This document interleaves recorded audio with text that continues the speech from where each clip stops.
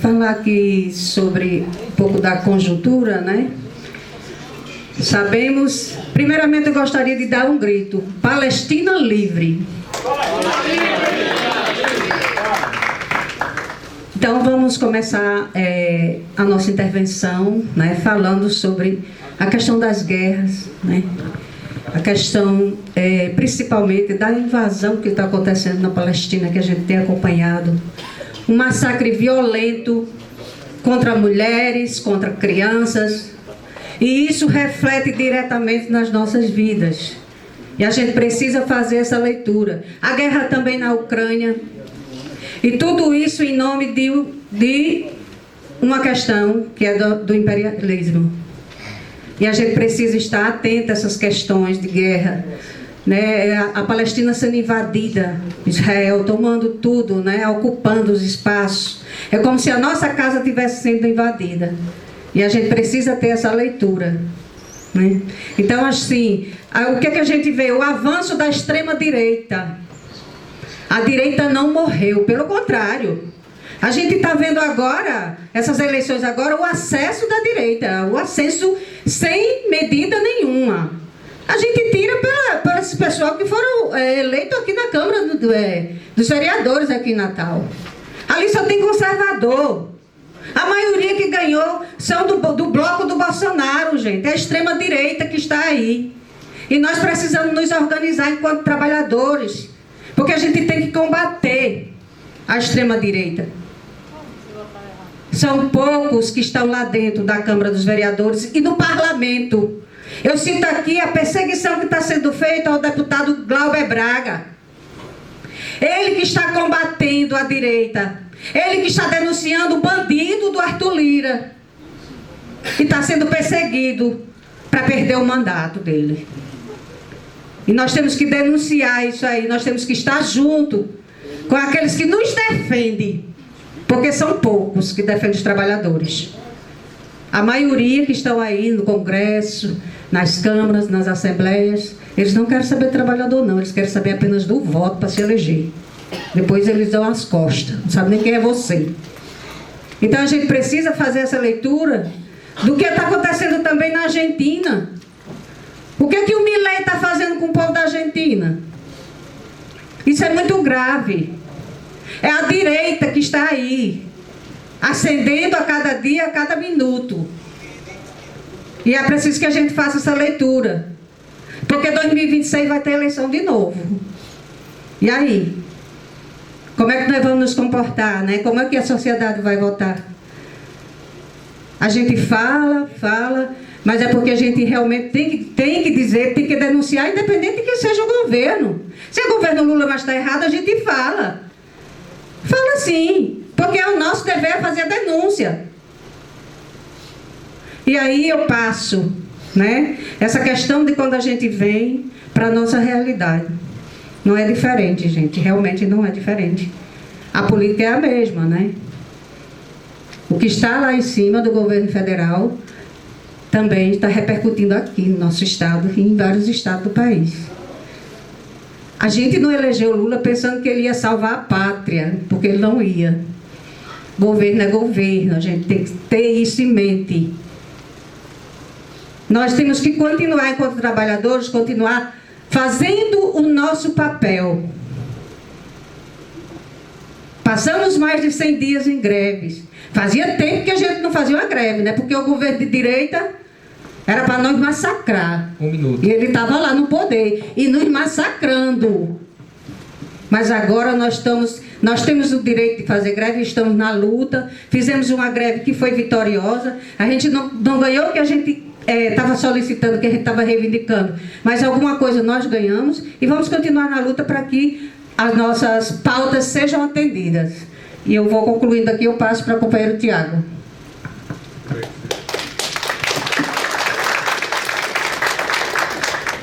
Só lembrando rapidamente sobre o que Cida falou, esse trabalho de militância ele precisa ser nos nossos pares, lado a lado, em casa, no nosso lugar de trabalho.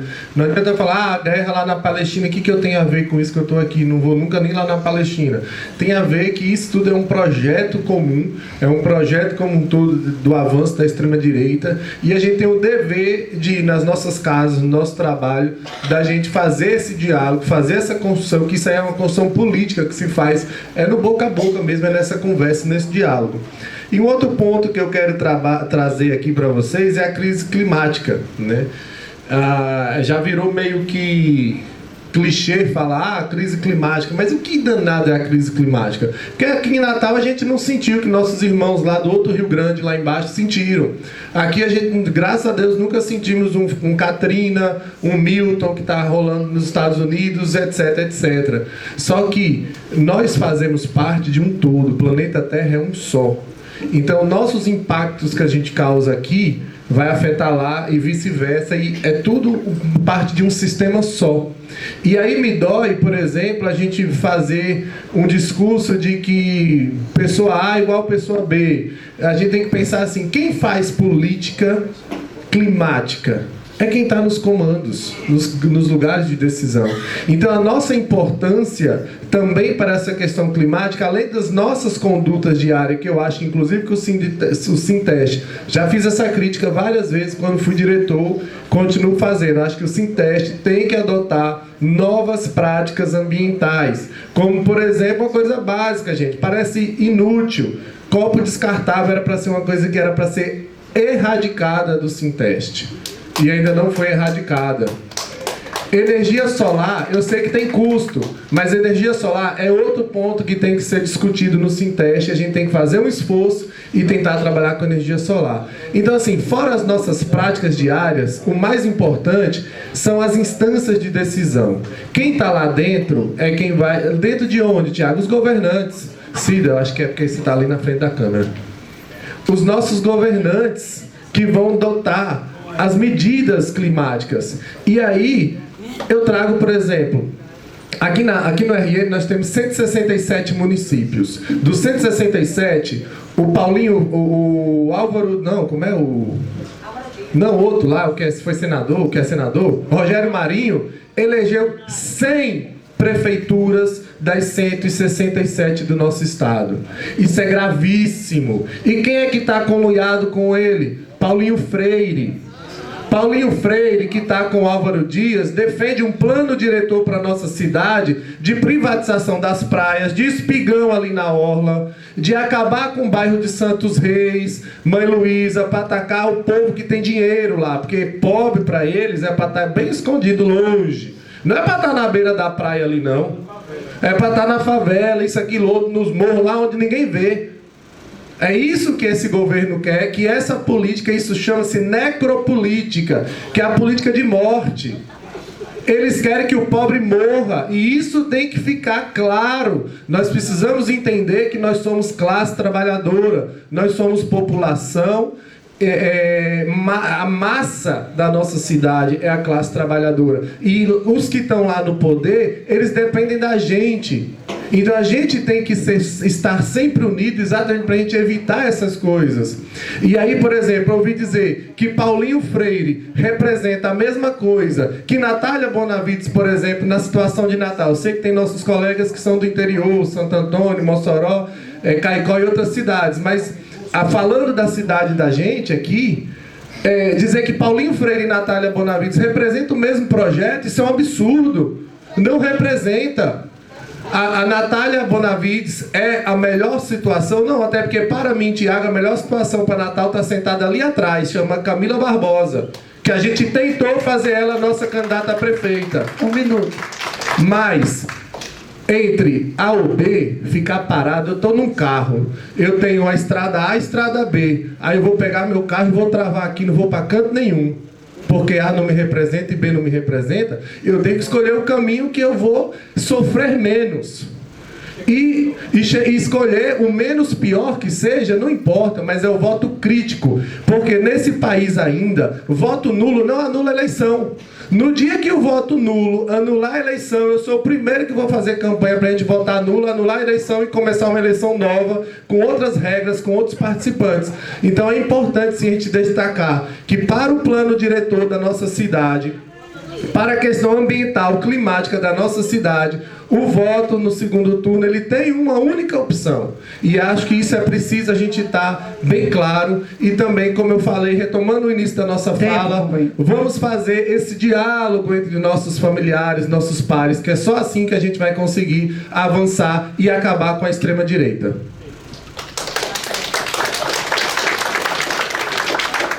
É isso aí, companheiro. Até porque chamar o voto em Natália Bonavides não significa abrir mão da nossa independência, né? A maior prova da nossa independência foi a greve que a gente acabou de construir, inclusive.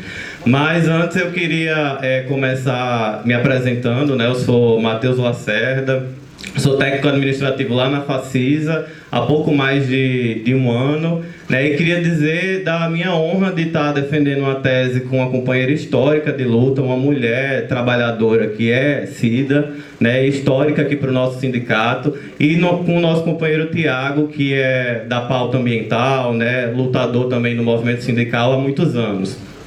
Queria dizer o seguinte, que a gente tem que se orgulhar muito da categoria que a gente faz parte, né? Porque a gente mostrou que apesar de arcabouço fiscal, a gente consegue arrancar vitórias para a nossa categoria, né? Apesar de a gente ter governos com políticas neoliberais, através da luta, a gente consegue avanço para a nossa categoria. E aí é importante a gente entender que agora a gente está num outro momento, né? Num segundo momento, que é o momento pós-greve, né? A gente lutou muito para tudo aquilo que a gente conseguiu, né? É verdade que a gente não conseguiu tudo que a gente queria, mas a gente conseguiu avançar bastante, inclusive na reestruturação da nossa carreira, né? Diminuindo o interstício para a progressão, garantindo o RSC, avançando, inclusive, tirando do governo algumas promessas em relação à pauta das 30 horas, conseguindo aceleração por capacitação. Então, tudo isso a gente conseguiu arrancar do governo, e a gente não se engane, a gente conseguiu pela mobilização que a gente fez nas ruas e nessa universidade. A gente conseguiu fazer isso lotando a Assembleia com 400, com 500 pessoas. E a gente vai precisar fazer isso mais uma vez na semana que vem. Porque agora, nesse momento, a gente está no momento de garantir as nossas conquistas, né? A greve acabou, o termo de acordo foi assinado, mas agora essas conquistas elas precisam ser garantidas. E o governo tem mostrado que pode estar brincando com a gente, né? Que no nosso PL não vai colocar tudo aquilo que a gente disse que conquistou, nem tudo que foi pactuado foi colocado no PL. Foi retirado o RSC, que foi uma das grandes conquistas da gente. Foi retirado direitos dos aposentados nesse momento. A gente não teve avanço numa pauta que é fundamental para a gente, que é a pauta das 30 horas. Então a gente precisa, nesse momento, mais uma vez, através da nossa luta, garantir que a gente consiga tudo aquilo que a gente arrancou no momento da greve. E aí é fundamental que a gente aprove nessa Assembleia a nossa paralisação da semana que vem, mas que também cada um se comprometa em trazer mais gente, para a gente refazer aquilo que a gente fez na greve, que é lotar aquele auditório da reitoria, fazer uma foto e mostrar que a gente está disposto a seguir na luta. A gente sabe que é um momento difícil, complicado, com vários acordos que foram feitos com chefia, mas é um momento que a gente precisa garantir aquilo que a gente conquistou. E dizer que a gente precisa avançar, seguir lutando para que o RSC seja garantido para todo mundo. Ninguém pode ficar para trás, né? É preciso a gente defender que tenha critérios amplos para a garantia do RSC, para todo mundo ter direito, independente do setor que está alotado nessa universidade. A gente precisa seguir na luta pelas 30 horas, que é uma vitória fundamental, a redução da nossa jornada de trabalho aqui. E avançar, inclusive, em outras pautas, né? A gente precisa voltar a falar sobre política de interiorização nessa universidade, avançar no debate sobre o combate ao assédio, né? Eu tenho certeza que aqui todo mundo conhece algum colega que já sofreu algum tipo de assédio. Isso precisa estar pautado também pelo nosso sindicato. Então, que a gente possa seguir na luta, avançar, ampliar, participar do nosso sindicato e fazer com que a gente arranque não só o que a gente conquistou, mas que a gente siga a luta e arranque mais direitos. Então, viva a nossa categoria, viva o nosso sindicato e viva a nossa federação. Obrigado. Obrigada, companheiros e companheira.